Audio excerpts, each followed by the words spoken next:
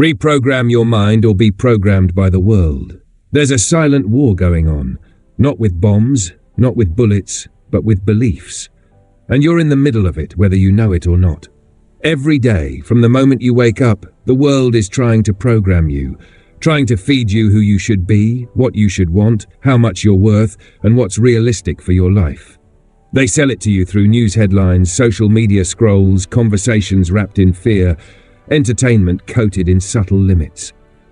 And if you don't stand guard at the gates of your mind, if you don't consciously rewire, rewrite, and reinforce the story of who you are, then you will live a life designed by default, not by design.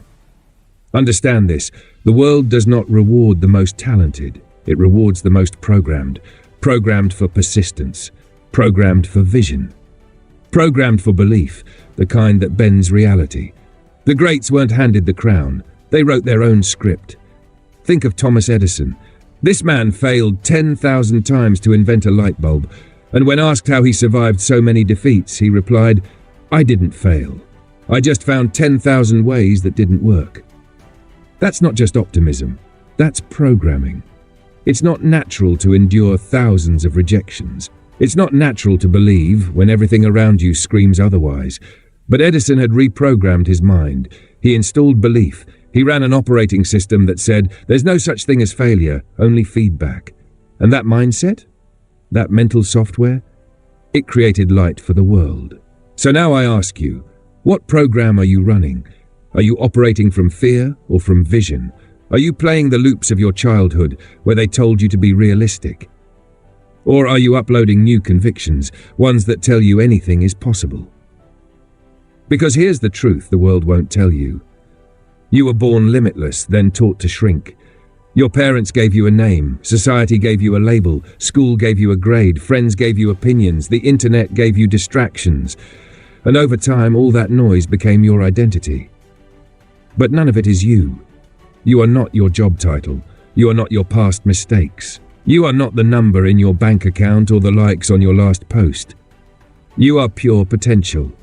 And potential is only unlocked when you start thinking deliberately, not reactively. You must become the architect of your inner world. You must become the coder of your own consciousness. Because if you don't, someone else will. Look around. Every algorithm is fighting for your attention. Every ad is fighting to hijack your desire. Every negative voice is a virus you're letting into your system. And if you don't install a firewall of purpose, if you don't choose the thoughts, values, and beliefs that run your life, you'll be a slave to the program. This is not paranoia. This is reality. Henry Ford once said, "Whether you think you can or you think you can't, you're right." He wasn't talking about motivation.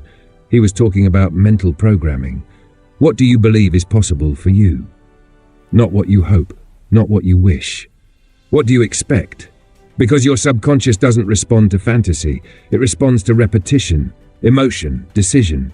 Your mind is a sponge. It absorbs whatever you feed it consistently. Feed it fear and it becomes your compass. Feed it doubt and it becomes your ceiling. But feed it faith, over and over, and it will reshape your entire destiny. You have to reprogram with intent, and that starts with awareness. Catch the thoughts that slip by unchallenged. Every time you hear "I can't," pause. Every time you think "I'm not good enough," rewrite it. Every time you feel jealousy, translate it into possibility. Because every limitation is a lie, installed by someone who settled. You don't have to settle. But here's the catch. You can't just delete old programming. You have to replace it. If your mind is filled with scarcity, inject abundance. If your thoughts default to doubt, flood them with gratitude. If you see the world as dangerous, start training your brain to find opportunity. Because the more you reinforce your new code, the weaker the old virus becomes.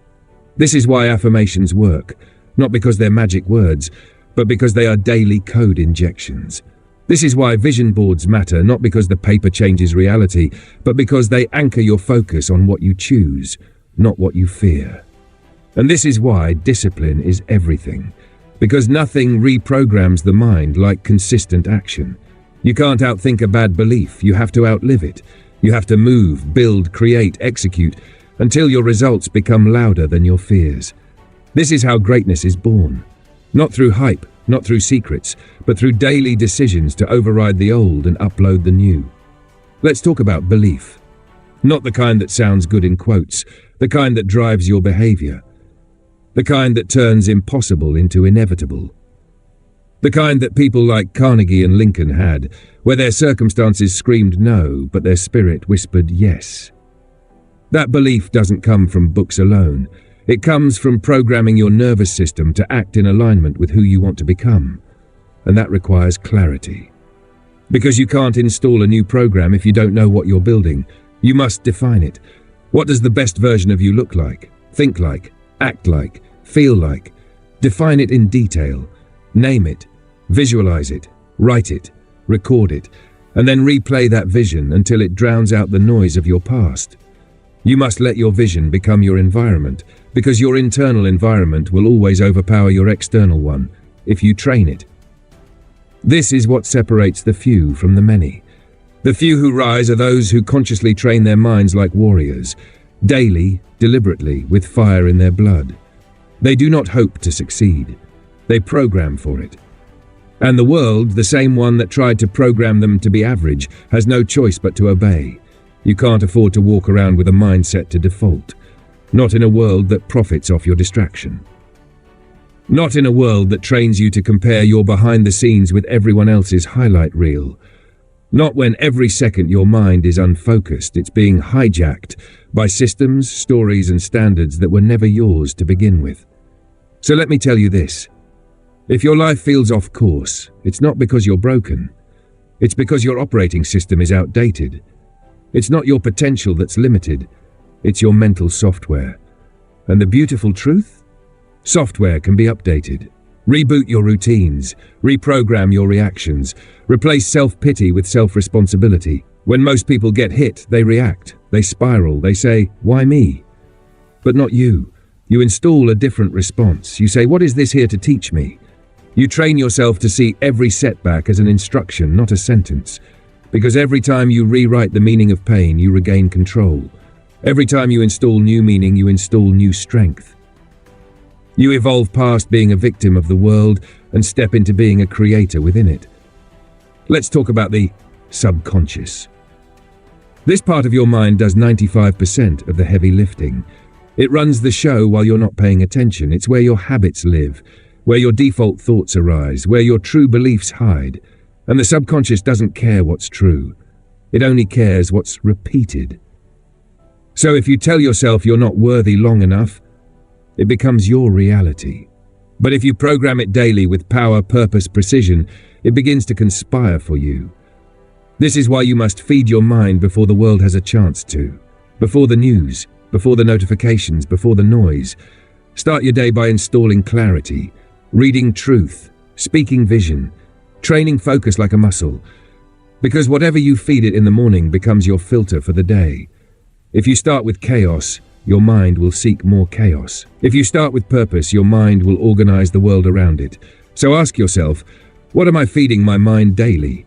Is it mindless entertainment or intentional elevation? Is it complaints or possibilities? Because repetition is the language of the subconscious, and what you repeat, you become. This is why it's not enough to know what you want.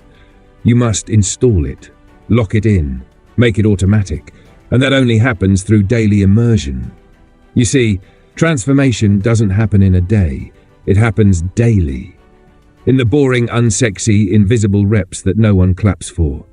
But that's where the real programming happens, when no one's watching, when motivation is gone, when all that's left is you versus your excuses. That's when you hardwire strength. That's when your system upgrades. That's when you stop being a consumer of your life and start becoming its creator. You don't need more motivation. You need more alignment. Alignment between your thoughts, your habits, your environment, and your identity. Because when all those are in sync, the results become inevitable. Let's talk identity. Most people try to change their life without changing how they see themselves. They want new results while holding on to the same self-image. But here's the truth. You will never rise above the story you tell yourself about who you are. If you believe you're undisciplined, you'll sabotage your routines. If you believe you're unlucky, you'll reject opportunities. If you believe you're average, you'll never pursue excellence. So you must recode your identity, not by pretending, but by proving. You don't say, "I am disciplined," and hope it sticks. You act disciplined. You show up consistently until the identity installs. Your actions are the input. Your identity is the output. And every choice is a vote for the person you want to become. So choose wisely. Cast votes daily for the millionaire mindset, for the leader within you, for the visionary who sees beyond circumstance. Because the more you vote, the more it becomes real. And eventually, it becomes automatic. Now let's talk about environment. You can't plant a seed of greatness in poisoned soil and expect it to grow. If your environment constantly reminds you of limitation, you will stay limited. So reprogram your space, your room, your feeds, your circle, your language. Surround yourself with symbols of the life you're building, not the one you're trying to escape. Speak as if it's already happening. Walk as if you already belong. Act as if you already know how this ends. Because energy is contagious. And your environment is either infecting you or infusing you. Choose the latter. And if you can't find that environment, become it. Be the voice of power in a room full of doubt. Be the seed of growth in a forest of fear. Be the example that others rewrite their own code because of. Because nothing is more powerful than a person who's been reprogrammed by purpose. And that brings us here to the final piece, purpose. The ultimate program. The code that overrides fear, fatigue, failure. Purpose makes sacrifice feel sacred. It turns pain into fuel. It gives struggle a name. When you live with purpose, the world can't program you because you already know who you are. You move with direction. You speak with conviction. You create with intention. And that kind of person, they don't chase success, they attract it because purpose is magnetic. So what's yours? Why are you really here? Not to pay bills, not to scroll aimlessly, not to wonder what if until your final breath. You are here to build, to awaken, to expand the limits of who you thought you were. You are here to leave fingerprints on time, to break generational curses, to shift paradigms. And that begins in the mind. Not someday, not when it's convenient, but now. Because the mind is the battlefield and the war has already begun. You've got a choice. Either you reprogram your mind or be programmed by the world. Decide. Install the vision, run the belief, update the habits, rewrite the story, and execute the code daily. Because the future doesn't belong to the most talented, it belongs to the most programmed. So now we arrive at the crossroads of creation, the intersection where the old program dies and the new one begins to breathe. You've uninstalled the viruses of doubt. You've scrubbed the malware of mediocrity. You've ripped out the outdated code handed to you by people who gave up on their own dreams. But now the real work begins. Installation. Not of wishful thinking, but of frameworks. Of emotional architecture. Of thought patterns so strong they can bend reality to your will. Let's talk about ritual. Because belief without routine is just noise. You say you believe you were meant for more. Prove it in your habits. You say you're reprogramming your mind. Prove it in how you wake up, how you work, how you win in silence. You can't upgrade your life without upgrading your rituals. And the mind? It listens not to words, but to rhythm. That's why monks chant, why athletes train before sunrise, why the greats live by calendars filled with structure, not chaos. Because repetition isn't just for memory, it's for mastery. So ask yourself, what rituals are shaping you right now? What do you do with the first 10 minutes of your morning? The last 10 before sleep? The moments between tasks, between breaths, between battles? Because those seemingly invisible spaces, that's where identity is installed. And once it's installed, it runs everything. Now let's go deeper. Let's go into the emotional operating system of your life. Most people think they're driven by logic, but they're not. They're driven by emotional default settings. Fear, scarcity, guilt, shame. You want to break free? You've got to reassign emotion to action. Attach pleasure to discipline. Attach joy to consistency. Attach power to showing up, even when your feelings scream for comfort. When Thomas Edison was asked how he found the strength to keep trying, failure after failure, he said, "Each attempt taught me something no success could." He had rewired what failure meant. To him, failure wasn't punishment, it was data. He took the emotional sting out of it and replaced it with curiosity. That's what emotional reprogramming looks like. You must take the labels off your emotions and write your own definitions. Fear? That's your body telling you you're close to a breakthrough. Doubt? That's a test of conviction. Pain? That's proof you're stretching into new dimensions. Stop fearing the storm. It's part of the upgrade. Every time you sit in discomfort and don't run, you install a new threshold for growth.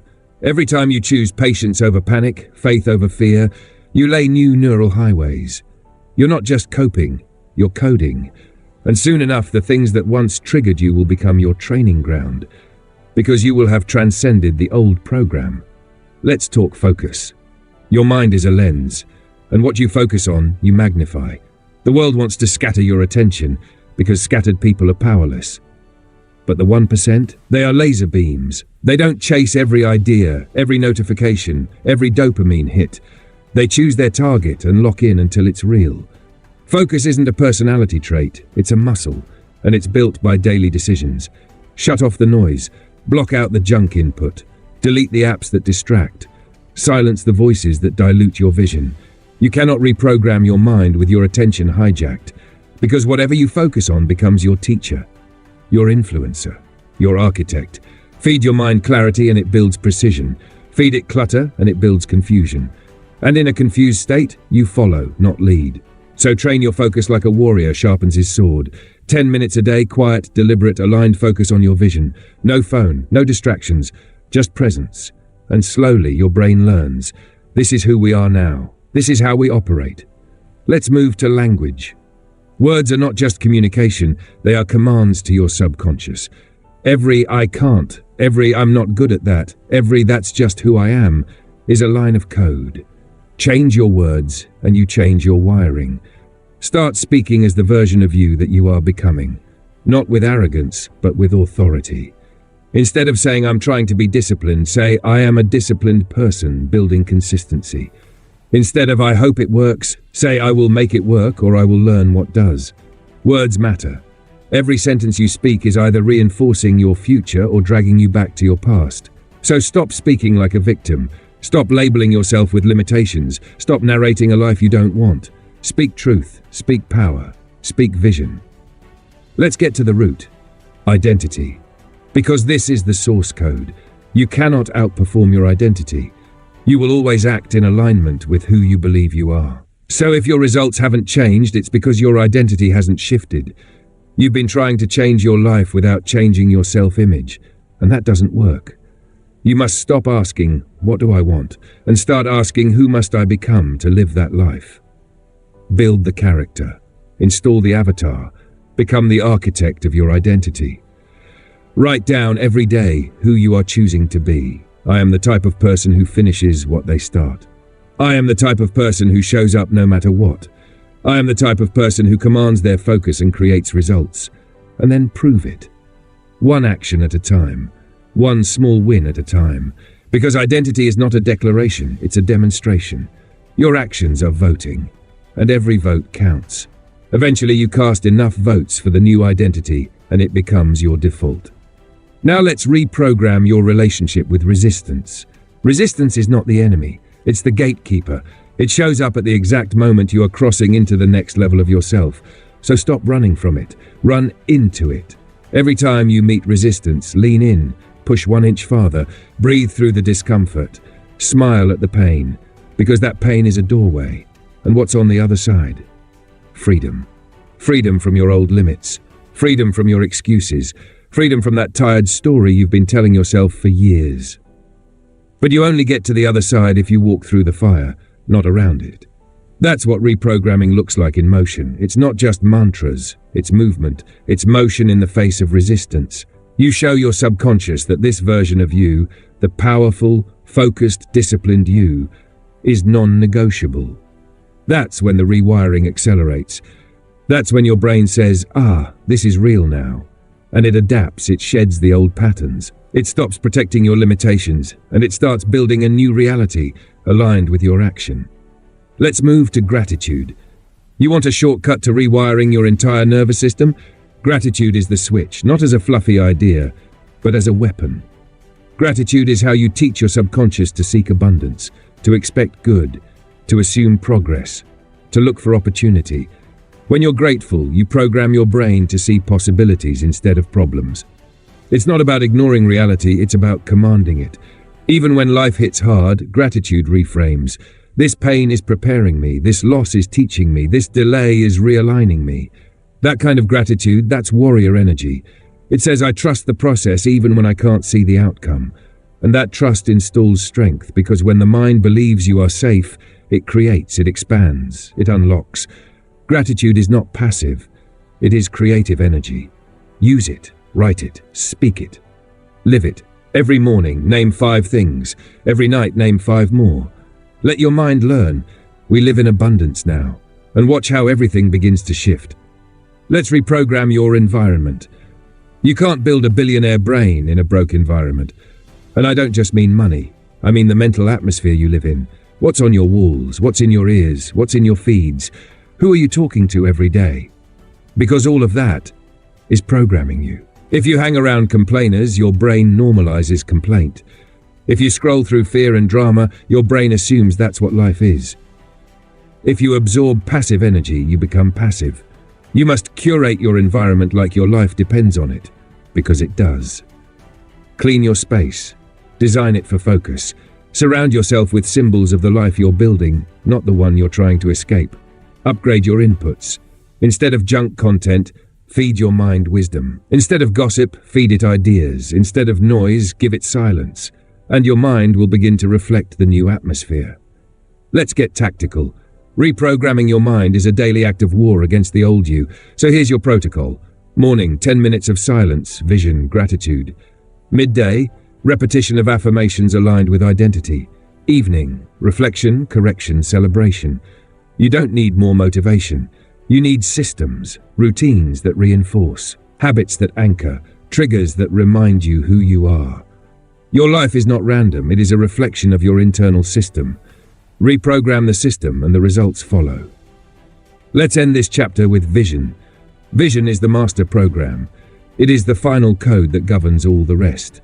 Without vision, your mind becomes reactive. But with vision, your mind becomes relentless. Carnegie had vision. Ford had vision. Disney had vision so intense, he saw theme parks before land was even purchased. Their lives were simply a reflection of what they saw internally, long before the world saw it externally. So what do you see? Not what your past says is possible, not what your bank account says is safe. What does your spirit see? Write it, feel it, live in it. Let it become your mental home. Because once your subconscious believes that vision is real, it will bend your behaviors to make it so. This is the moment you stop waiting. Stop waiting for permission. Stop waiting for proof. Stop waiting for perfect timing, validation, or signs. You are the sign. You are the signal. You are the permission slip you've been begging the world to hand you. There is no one coming to save you. There is no algorithm more powerful than the code you write into your own soul. You were not born to be a consumer of life. You were born to be its architect. The world has programmed you to believe in limitation, in luck, in playing small. But your spirit remembers differently. Your spirit remembers the blueprint. It remembers why you were sent here. To build, to expand, to rise, to rewire the narrative that's held your bloodline in chains for generations. You are not just reprogramming for yourself. You are rewriting for those who came before you. You are creating new defaults for those who will come after you. This is legacy. This is revolution, and it starts with your mind. So wake up. Wake up to your thoughts. Wake up to your patterns. Wake up to the inner voice that no longer serves you, and replace it with one that does. Train your mind until it sees possibility in every problem. Discipline it until it rejects distraction like poison. Feed it purpose until it no longer hungers for approval. Because once your mind is rebuilt, the rest will follow. Your habits will shift, your identity will evolve. Your life will begin to mirror the mental world you forged in silence. This is what greatness is made of. Not noise, not luck, not chance, but conscious, daily, unapologetic reprogramming of your reality. You don't need to find your worth, you need to activate it. You don't need to search for potential, you need to command it. You don't need to wish for a breakthrough, you need to become one. Because in the end, The world only has two kinds of people: those who were programmed by it, and those who reprogrammed themselves and rewrote the world in their image. Decide who you are, then build the mind to match it. And once it's built, live from it, speak from it, create from it, because a reprogrammed mind doesn't wait for the world to change. It becomes the reason it does.